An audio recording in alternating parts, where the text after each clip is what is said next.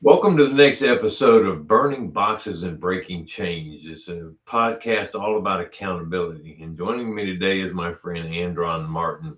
I tell you, Andron is the IT director for the MLK parade in Miami. I just found out today that it's the largest and longest running Martin Luther King parade in the country. And he's also the creator of the first ever MLK parade app, which is available on the App Store and Google Play. Now, Andron's a community leader committed to education, and he's also the author of the pro literacy book, Why You Don't Read. His journey includes overcoming the challenges of growing up in a positive yet gang infested environment and using those experiences to shape a life of purpose, leadership, and service. At the core of Andron's service to humanity are understanding and literacy. These principles continue to guide his work, philosophy, and impact on the community. I met Andron about 3 years ago, and we've been good buds ever since. And so I'm looking forward to it. And so, welcome to the podcast, Andron. No, I appreciate it, Jeff, or Uncle Jeff. Yeah, and I'm commonly referred to as Uncle Jeff with Andron and a couple other people in the speaking business, which is pretty cool with me. Absolutely. It's one of the breaking chains we'll talk about in maybe in a later episode. So, Absolutely. so Thanks for Andron, having me. so tell me. I mean, I know you're a newlywed, just got married a couple of months ago, Yeah. and but for you and in your journey, what does accountability mean to you? Well, accountability is essentially, just you could do it one or two ways. Either what I see most people when they describe accountability or how they perceive it is, having a buddy or somebody that is there to keep them on track. Um, I prefer to look at it more along ethical lines. Mhm. Ethics is one's morals, principles that guide their behavior, and it's done from an internal perspective. So when I think about accountability, I think about self accountability. I think about what are the morals and principles that guide my day to day decisions. This journey that we're on called life is a day to day thing. So you have to constantly re enforce and reiterate, and rededicate yourself on a daily basis in terms of what your morals and principles are, that will ultimately go on to define your behavior and the decisions that you make. So that's what accountability is to me. I totally understand that, and that was one of the things that I've referred to on the previous podcast recordings. That the man in the glass, that's the one I got to pass. That's the test I got to pass. Is that the guy in the glass is my friend at the end of the day, no matter what other people may say or do. I'm accountable and responsible for me at the end Absolutely. of the day, and they say the integrity and character is what you do when nobody else is watching. And that's who you got to be in. And accountability to myself is paramount. That's the Right. only thing that allows me to be accountable to other people is I got to check myself first. So, Yep. so what do you think some of the common barriers that people may have about facing accountability and holding themselves accountable?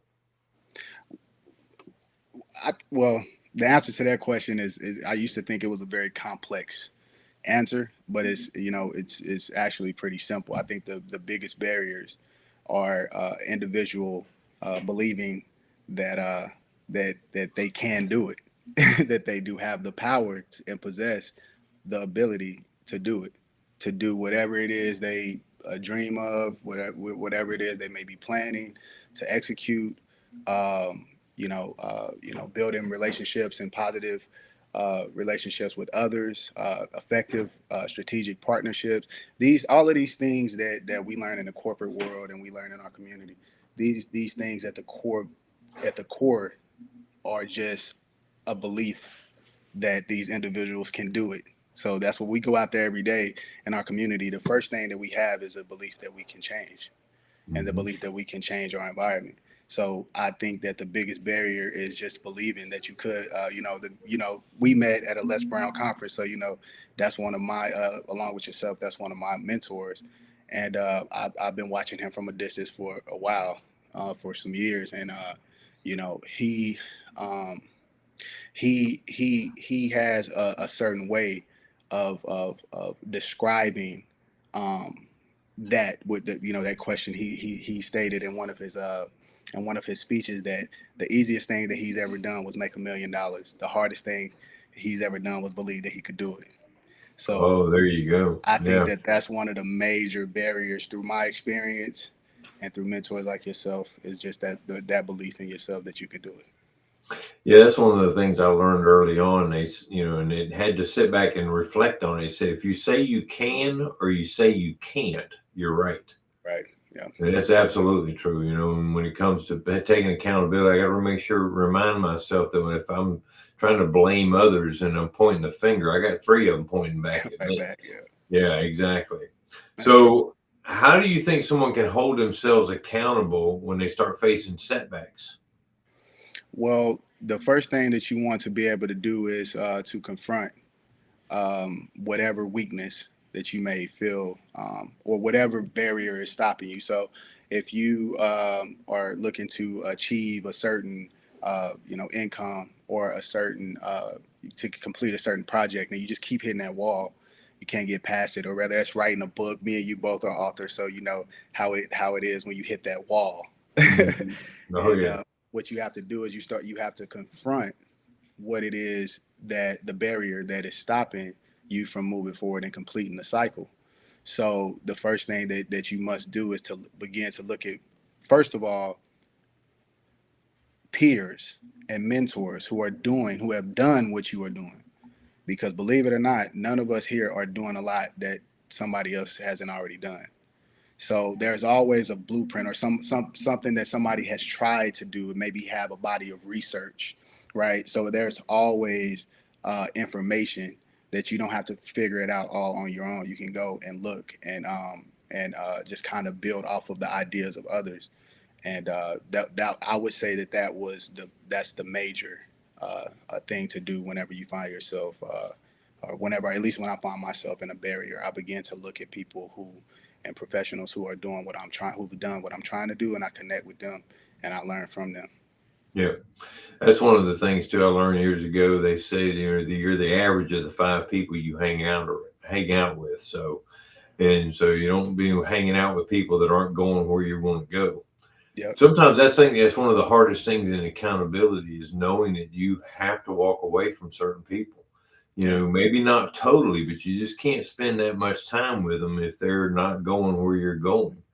I Absolutely. know it was, I think it was Tyler Perry. I heard him say that sometimes people are like booster rockets in your life. They're along for the ride, but they fall off at a certain point because they're not intended to go where you're headed. Right. They're Absolutely. there, they're there for a season. That's what Right. he said. They're only there for a season. And I said, man, that's absolutely true. Right. You sort of outgrow people. You outgrow relationship. Even Les said it. He's got some friends he talks about sports with. Some of them he goes on walks with, but he doesn't ask them for financial advice. You know, Right. and that's Right. like, and I love my family dearly, but I would never talk to my dad or either one of his two younger brothers about marriage advice. Each one of them had been through three of them. So it's not the guy I'd go to. Right. Right. So Right. Right. that's very Understood. true. So, what's the importance of community and the support that you get out there when you're holding yourself accountable in the path that you're on? How important is that to you?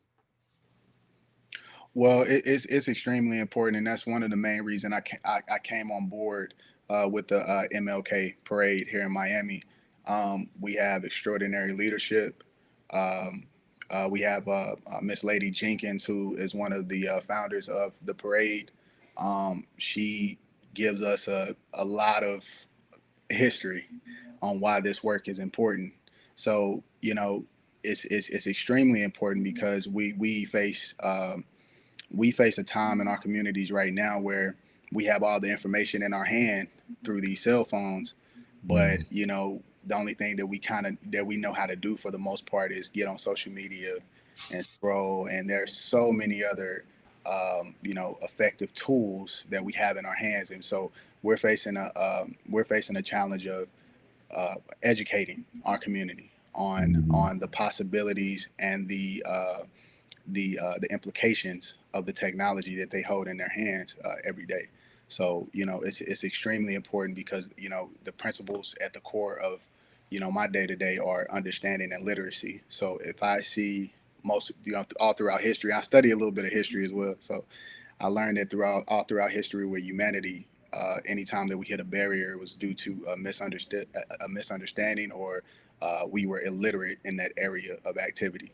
So there's no difference in 2025, 2026, and forevermore. If you run into a group of people who have hit a barrier in civilization, you have to address literacy and illiteracy issues and those challenges. So the work that we do every day that's surrounded by education is extremely important. I agree with that. And it saddens me when I see some things in the news and in the media that some states are taking steps to not hold their children accountable for their reading and writing. I'm like, man, that's a huge mistake Right, because they've got to have that to be able to proceed forward in life. right, And I saw a thing the other day that said the furthest distance between two people is communication because they don't know how to talk to each other. That's one of the things I've always admired and about our relationship and hold dear is the fact that you and I have communicated about a wide variety of topics. And it's yeah, like nothing's off the table for communication. right. And subject matter is off the table because we're willing to step back and look at it objectively and be able to have a good conversation about things. So, Right, right. Because before we started getting into all of these, titles and kind of labels, and ethnic groups and things like that. We are human first. So you oh, should be able to absolutely. have a conversation with another human, uh, regardless of where you come from. That's Yeah, the basic foundation of the growth and evolution of humanity. So I do to your point, I do see that we are starting to kind of lose that basic skill and ability. And so again, it's just very important to bring that back to the forefront. I Um, agree. Yeah. I totally agree with that, and it's requiring people like you and I to further that out there in the world and be able to get our voices out there. yeah, So absolutely. let me ask you something on. Let's see, what else have I got here? How do you think they can balance their accountability and some self compassion with the people that they're dealing with? What? Well, first of all, you've met my wife, um, Yeah, I was privileged enough to be there the day you two met. So right, yeah, right. Dr. Candace Martin. Well, most may know her as Candace Haynes, but she has a stellar track record of communication and training some of the biggest speakers in the world, and building out some of their institutions and communication systems. I've been so blessed to be able to learn from her how to communicate with people, because a lot of times in our community, I'll just speak to culture. We are taught to go go make the money, go get the bag, and these different type of things. So it kind of desensitizes us to our fellow human, or anybody that's outside of our family where we come from. And so as a result, it creates these types of ridges and disagreements amongst groups in our neighborhood. And mhm. what I learned is from her is that you have to just remember that even though somebody may be older or younger than you biologically, spiritually, some people are not older than you. Or if someone is like 60 and you're 40 or whatever, and it seems like they just won't get it and you want to give up on them, or if they're younger and you just want to give up on them, the best bet is not to do that. It's just to try to figure out what barrier are they struggling with and help them remove it. Now, some people will not help in their own rescue. We know that from Oh experience. yeah. So you have to know, you have to be available for progress, and you have to be understanding that most people, the basic instinct is to survive. Their basic instinct is to do well. that, people are basically good. We're all born, with care and love and curiosity.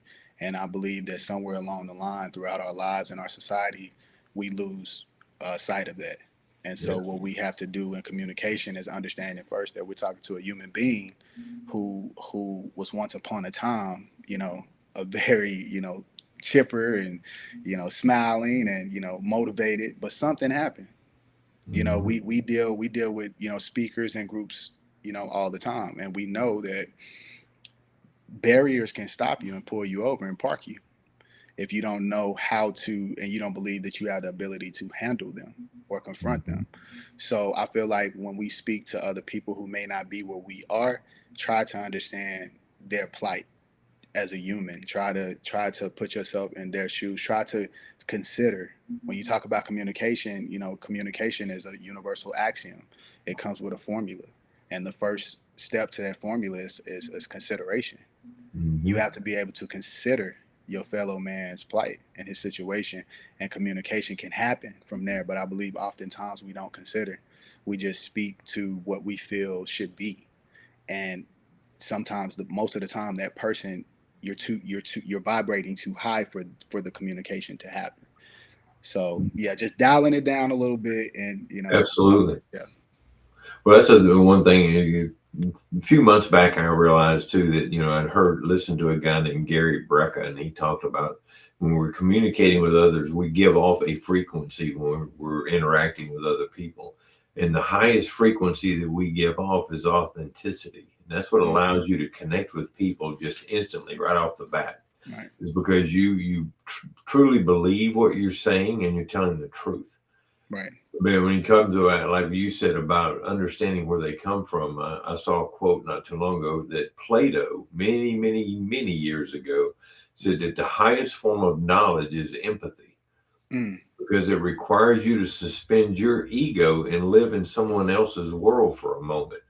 So right, if you right, can understand and know where they're coming from, now sometimes when it comes to philosophies and stuff, you don't have to agree with them, but just being able to understand their side of the story can right. help you grow.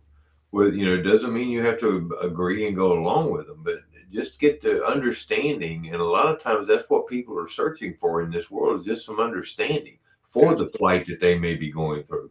And absolutely. if you don't understand that, you can't if they need to get out of it, you can't help them get out of it until you understand it. Right, right, absolutely. And A if they lot don't of them get, are running from something. yeah, no, yeah, and if they don't get out of it, we don't get out of it. And I think if anybody who study history for any amount of time will tell you that we've been trying to solve this problem in humanity and our societies for centuries, and Yeah, absolutely. how to bring our fellow man out of the mud. So Oh, I'm excited to be a part of that research, and a part of that, to be able to make that contribution to that type of cause, because it's a yeah. very important one.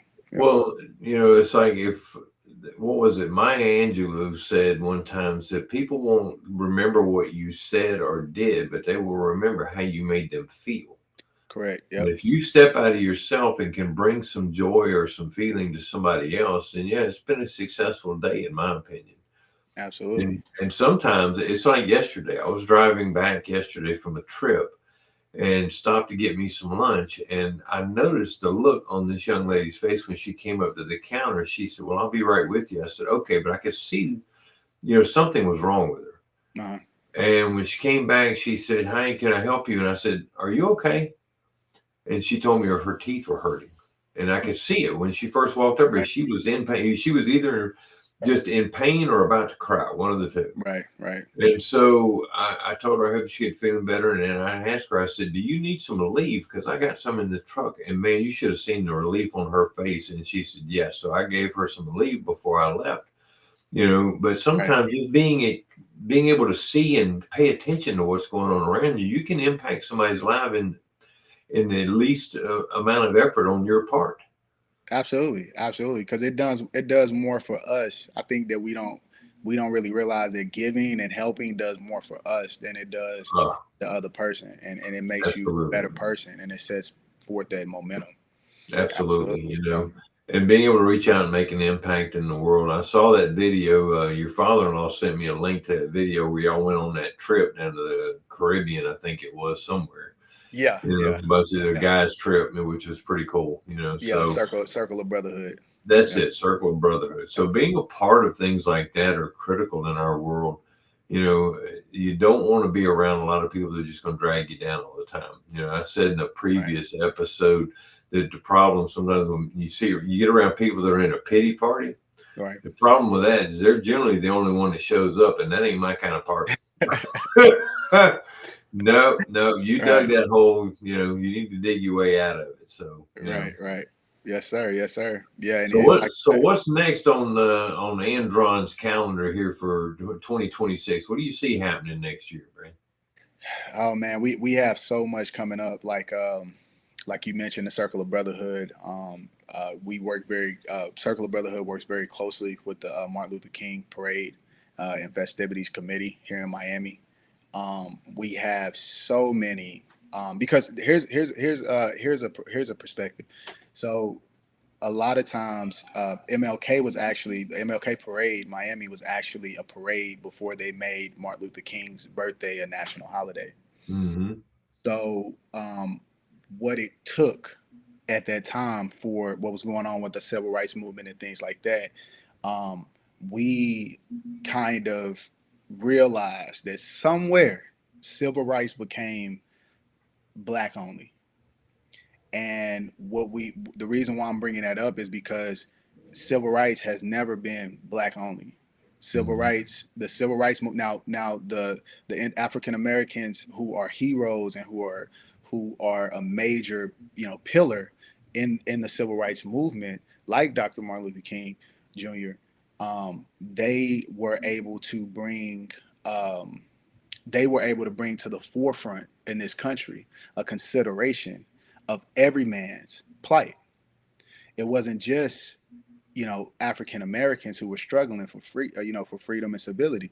There were people with veterans with disability who were not getting disability at the time. Mm-hmm. People who did not get unemployment, or who had lost their job because of a national disaster or a recession or something. Those type of things did not exist.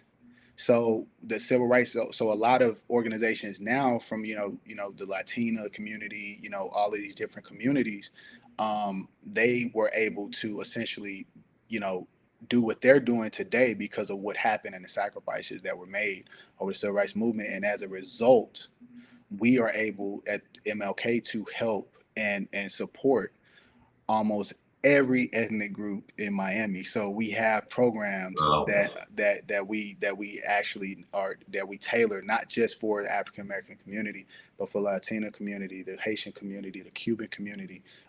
One of our other founders, Dr. Preston Marshall, he actually championed um, uh, uh, school programs that were in Spanish that didn't exist at the time in Miami-Dade County. So we have a what we want to do this year is just bring back that humanity part of civility, because it's not about one group, it's about us all. And we want to Mm-hmm. bring that back to the forefront and really tell the history of MLK Parade and what it represents.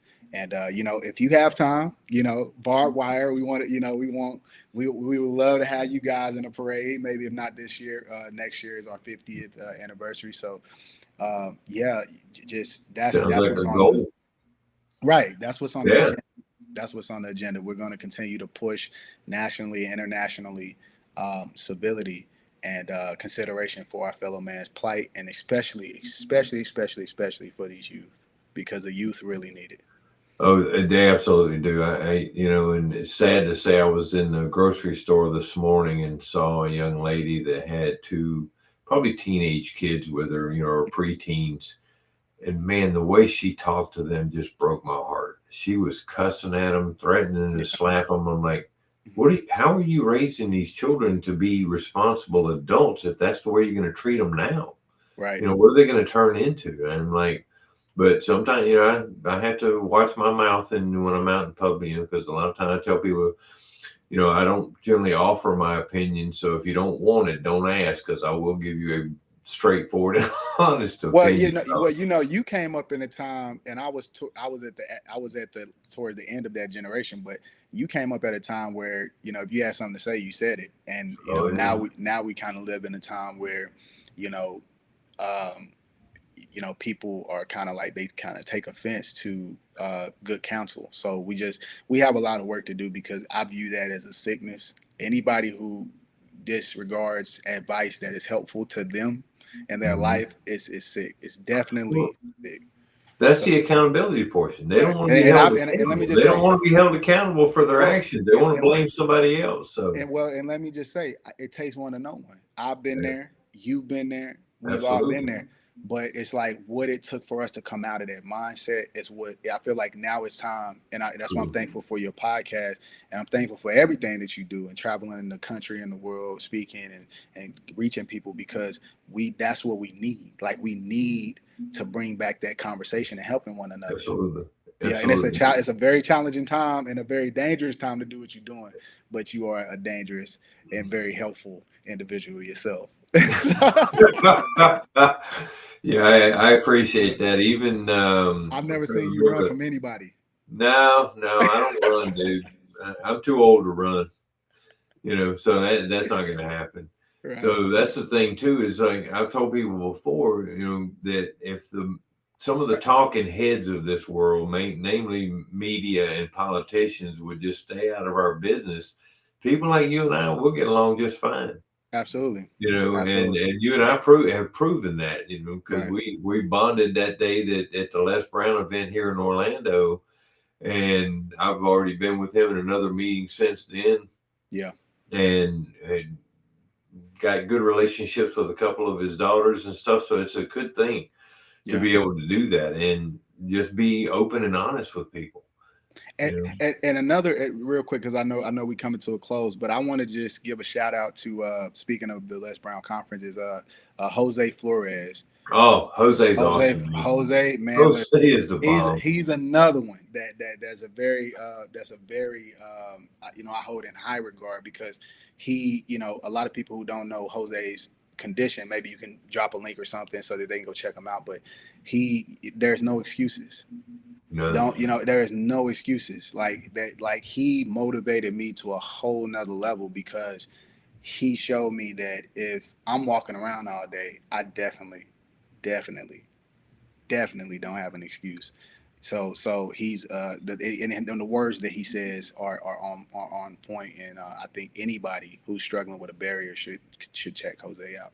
Absolutely. I totally agree with that, dude. So before we leave, what final message would you like to leave with the individuals that may be listening to this, or might be ready to take their first step on holding themselves accountable or being accountable to the world? Yeah, I would just say, you already know the answer. You've known the answer since you were a kid. Like, you deep down, you know what it is that you were sent this way to do. You know what that is, and what I would suggest from here on out is that you start surrounding yourself by people who are doing or has done what you're setting out to do, and keep a very, very, very small window in your schedule, if any, for anyone or anything that is not in alignment with where you're headed. Yeah, there you go. That's great advice, everybody. You know, and take that to the bank, because Thank that's excellent advice coming from Andron. So, Andron, thanks for being here today, and you. I look forward to seeing you in Kansas again soon. Yes, sir. Thank you. And you have a great day. And You too, and everybody, Happy New Year. Happy New Year. Everybody stay tuned in. Jeff, this is the big being right here. So don't miss it. If you blink, you might miss it. I just want to let Absolutely, everybody yes, know. and If you don't blink on life, man, because it will pass you by. All right, Uncle All Jeff, right, I thanks. appreciate it. Have a All great right, day. Thanks you, for having me. Bye bye. all right. Hey,